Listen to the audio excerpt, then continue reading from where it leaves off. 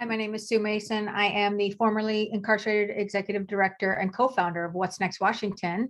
And I've been personally impacted by the licensing rules and regulations that have been put in place since 2001.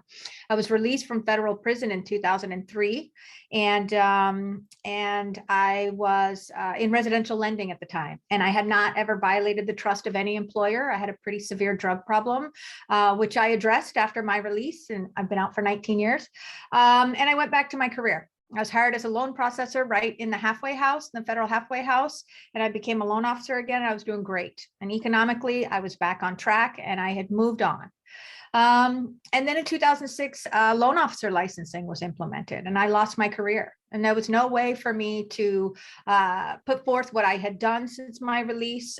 It was just an absolute no. And I ended up on food stamps at the time. It was the Great Recession, and I struggled to find work. I couldn't even go back to processing loans, right?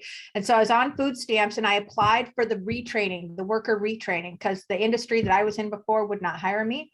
And I couldn't even get into the programs for the worker retraining because, for instance, there was a surgical technician. I wouldn't be able to get the license. The only thing I qualified for was HVAC.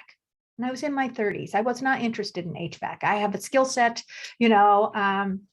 and I had other areas of interest. So I really struggled financially and economically for a long time to get back on my feet and move past this conviction. Here I am 19 years later. And what was the purpose of denying me that license at that time? And what would be the purpose of not really looking at the things that I've worked on and how far I've come and just really relying on that past conviction? And so I'm in support of this bill. I hope that you pass it. I think that Todd is correct, that you're going to see that a lot of people will be impacted by this bill since there's 2.14 million of us with a conviction history in this state. Wow. Sue, that was very impressive testimony. Thank you very much for sharing your story. That is very powerful and convincing. Thank you very much.